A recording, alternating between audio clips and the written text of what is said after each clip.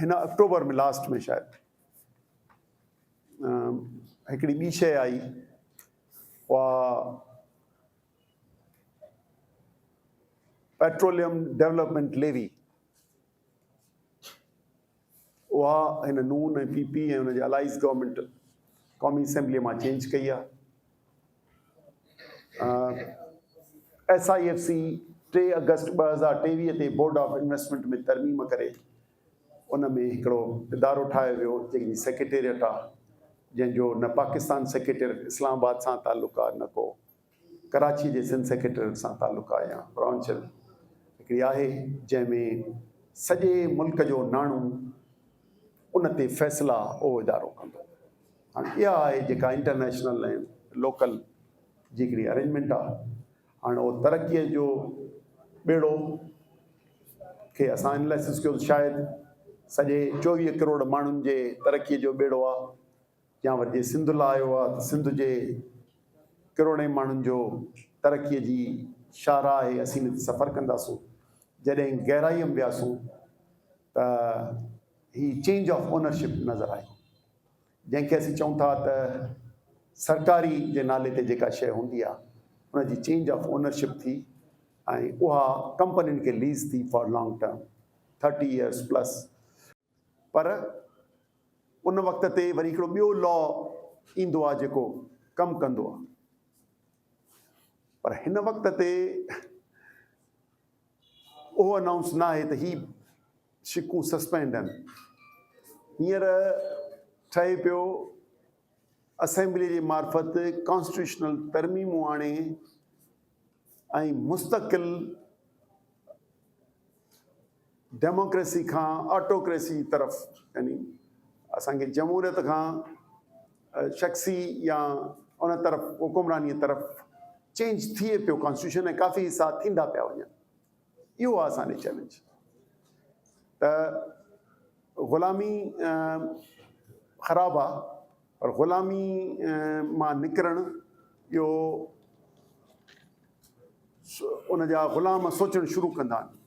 पर हीअ जेका आइनी ग़ुलामी, असां 73 जे आइन खे बि क्रिटिसाइज़ कंदा आहियूं ऐं असीं सम्झूं पिया त बुनियादी असांजे ख़राबी उते आहे तसवर में। पर हींअर जेका मौजूदु जमहूरी आज़ादियूं या असांजा जेके कुझु मिलियल हक़ उहे बि वञनि था। ऐं उनजो मसरूर सवेल ॻाल्हाए वियो त कंपनी सरकार जी टर्मिनोलॉजी इन करे इस्तेमालु 2 साल न कंदा आहियूं त बैन अल-अक़वामी मुल्की मुख़्तलिफ़ गिरोह आहिनि, जंहिंमें मालदार माण्हू बि आहिनि, सिविल मिलिट्री ब्यूरोक्रेसी बि आहे, ऐं ॿियो मुल्क आहिनि जेके हिते मुख़्तलिफ़ सेक्टर्स में इन्वेस्ट करण जा उनजा प्रोग्राम आहिनि। पोइ तरक़ीअ जी हिकिड़ी तरक़ीअ जे नाले ते हिकिड़ी शिप खणी था अचनि त बाबा हीउ ॿेड़ो आहे जेको हिन में चढ़ंदो सो मुल्क बि तरक़ी कंदो ऐं तव्हां बि उन मां सभु गेम चेंजर थींदो। ऐं पाण जे मौजूदगीअ में 25-30 सालनि जी जेकॾहिं ॻाल्हि करियूं, अञा बि अॻिते करे सघूं, पर हिन वक़्तु त जेके बि प्रोग्राम आया आहिनि उहो ई आहे त बाबा हिन खां पोइ मुल्क जी सूरत हाल तब्दील थी वेंदी। ऐं जॾहिं 98 में मियां साहब प्राइम मिनिस्टर तौर ते डैम जो ऐलान कयो, तॾहिं बि हुन इहो कोन चयो त आउं कब्ज़ो थो करियां, पर मुल्क जी ख़ुशहालीअ जो हुन हो त मोटरवेज़ खां पोइ जेको नई चेंज आणींदो सो हीअ आणींदो। जॾहिं हुन आंदी त हिकिड़े सुठे वर्क में असांजे लाइ हिकिड़ो तबाही जो मैसेज ॾिनो। इन नमूने सां जॾहिं CPEC आयो त असांजा काफ़ी दोस्त, असीं बि मुल्क जो इकनॉमिक रिवॉल्यूशन थो अचे जेको असांखे उत्तर खां थो मिले, चाइना खां थो अचे, ऐं $36 बिलियन इन्वेस्टमेंट थींदी पावर सेक्टर में ऐं रोडनि ते ॿियनि ते, ऐं हीअ सभु शइ थींदियूं। ऐं हिकिड़ो हाणे इहो इनखे मुंहिंजे ख़्याल 25 साल थी विया आहिनि इन ॻाल्हियुनि जे ऐलाननि खे। वरी ॿियो गेम चेंजर इहो बि आहे। वरी हीअ जेको सवेल अदो ॻाल्हाए आयो त SIFC इहो बिल्कुलु मुख़्तलिफ़ क़िस्म जो प्रोग्राम आहे। इहो इन जो हिकिड़ो तव्हांखे ॿुधायां, मरहूम बहावल उन्हड़ ऐं ग़ुलाम हुसैन उन्हड़ जे तॾे ते वियुसि। बहावल उन्हड़ मुॾे अची ॿाह मां वरितो, मूंखे चई त ज़ुल्म थी वियो। 95 हो पिए खनि। मूं साईं छा थियो? चई त तॾहिं PPA जी हुकुमरानी हुई, बेनज़ीर हुई ऐं अब्दुल्ला शाह हुया। ही ज़ुल्म थी वियो। छा थी? कोस्टल डेवलपमेंट अथॉरिटी माना त इस्लामाबाद, भई उते सदाईं मुक़ररु थींदो। चई वियो सम्झ पाण खां। ॿियो उनजो ॿुधायल मूंखे ऐं चयल हुनजो ऐं ॿ ॼणा हुआसीं, थी सघो हुनमें शायदि बि न हुजे, तॾहिं ते उल्ला घुरबल जज 5 सालनि जो लोकल अरेंजमेंट कयो वियो आहे। हिकिड़ो लॉन्ग टर्म, ॿियो शॉर्ट टर्म 5 सालनि जो। 5 सालनि लाइ माण्हू मुक़ररु थी विया आहिनि त अदलिया खे डील कंदो, जेको हुननि जे असांजे दिफ़ा कंदो। फ़ौज में केरु हूंदो, सिविलियन केरु हूंदो, रूलर्स केरु आहिनि, हिते असांखे ॾिना विया आहिनि नून ऐं PP ऐं MQM ऐं थींदा। हाणे उन में जेके बि असीं कमु करियूं था त उन्हनि खे दुश्मन ऐं ॿियो उनजे लाइ थिए थो।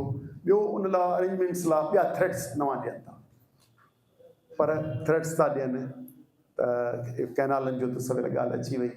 थ्रेट्स था ॾियनि त सूबा ठाहींदासूं। ऐं अफ़सोस सां चइजे, शर्म जहिड़ी ॻाल्हि आहे, जेके पावर पॉलिटिक्स में गवर्नमेंट में या अपोज़िशन में आहिनि ऐं उन्हनि सां कचहरियुनि में कंहिं न कंहिं समाजी गैदरिंग्स वियां थो ऐं जस्टिफाई कनि था त हा सूबा ठहंदा, पाण खां ज़मीन केरु घुरींदो। जेको अवेलेबल वाटर आहे पोइ में एवरेज साल जो कोन लॻाइबो आहे, ॾहाकनि जो लॻाइबो आहे हेतिरनि सालनि में। उन में 19% शॉर्टफॉल आहे ओवरऑल सिस्टम में। ग्रेटर थल कैनाल जा हिकिड़ो 2010 में एंटी कैनाल एक्शन कमेटी खे यादि हुजे त उन्हनि खे पुराणो त उहो सॼो इंफ्रास्ट्रक्चर ॾिठोसीं त उते हिकिड़ो हींअर वहे पियो, जेको ज़िले खे ख़ुशाब जेको जे साॻे करे पियो हलंदड़ तयारी ऐं पेपर्स वर्क ॿुधूं पिया। इनखे कीअं मोड़ींदासूं ऐं पोइ वरी दबाव पैदा कंदासूं, पीपुल्स पार्टी कीअं बैक कंदी। भले ईअं प्रोसेस न ठाहींदा। हिकिड़ो इहो ख़दशो आहे। NFC जो कुल 12.3 ट्रिलियन दौलत हुई, जंहिंमां 1.5 ट्रिलियन पदम, सम्झो 1.5 पदम कढी विया हलिया। हुनजो कुल हजम नंढो थी वियो।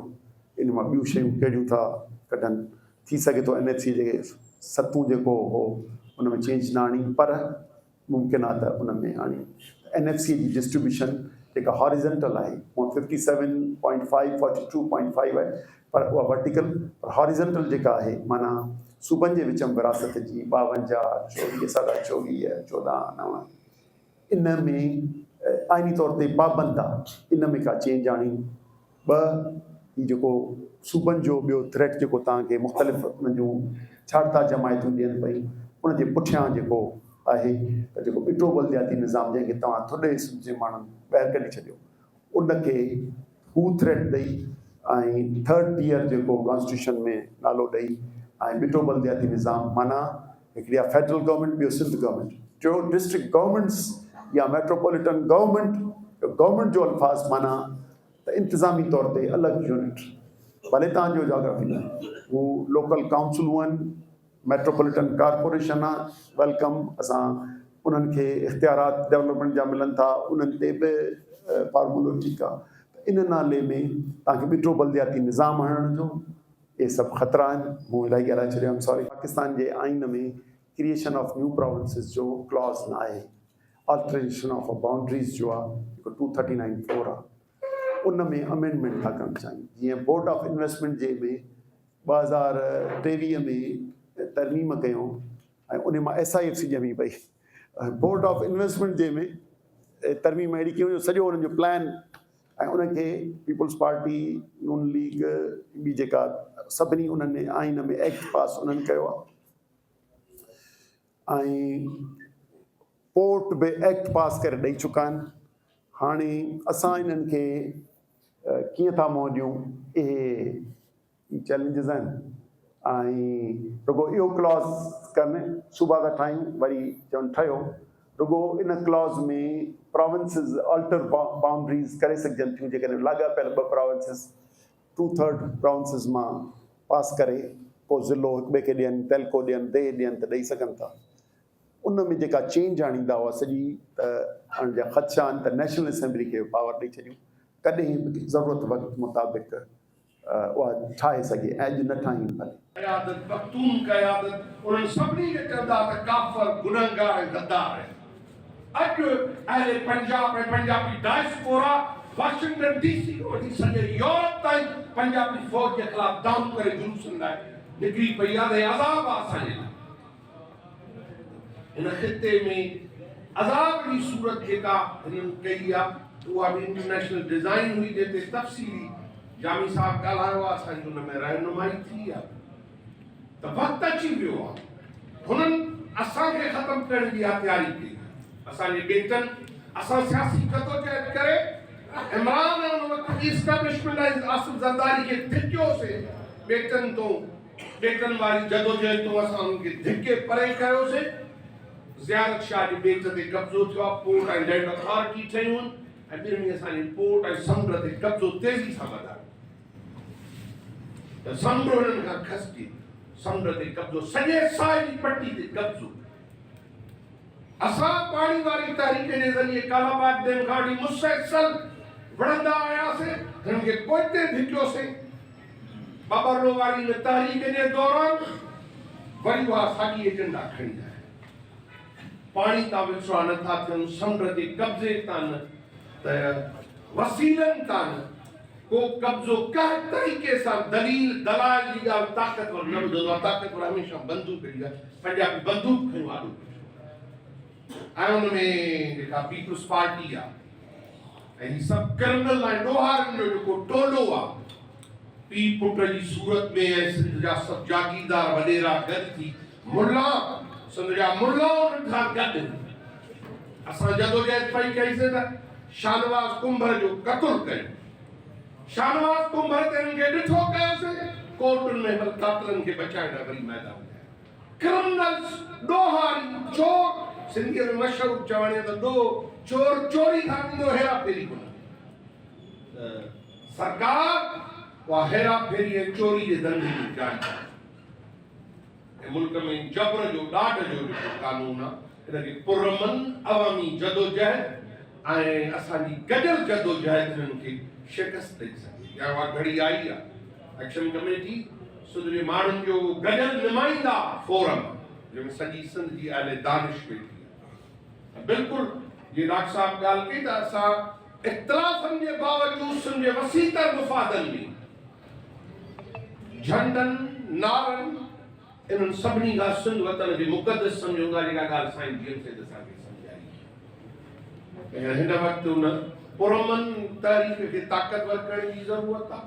सिंध जे अंदरि बुख, हथरादू तरह जेका बुख उहा ॾिनी वई आहे। गॾोगॾु मनुष्यात मुल्क जी सरकार ऐं सरकारी इदारनि, सॼी सिंध जे ॻोठनि, शहरनि, तालीमी इदारनि अंदरि मनुष्यात लाथी।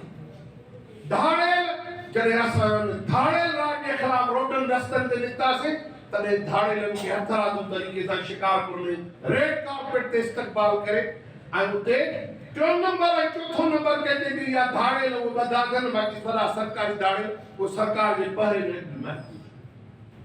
ऐं मोरे जो हीउ जबर जो वाक़ियो जेको करायो वियो त मोरे जे अंदरि सिंध जी क़ौमी तहरीक ऐं पुरअमन सियासी जदोजहद खे अहिड़ो चिथे छॾी त वरी रोडनि ते को माण्हू न।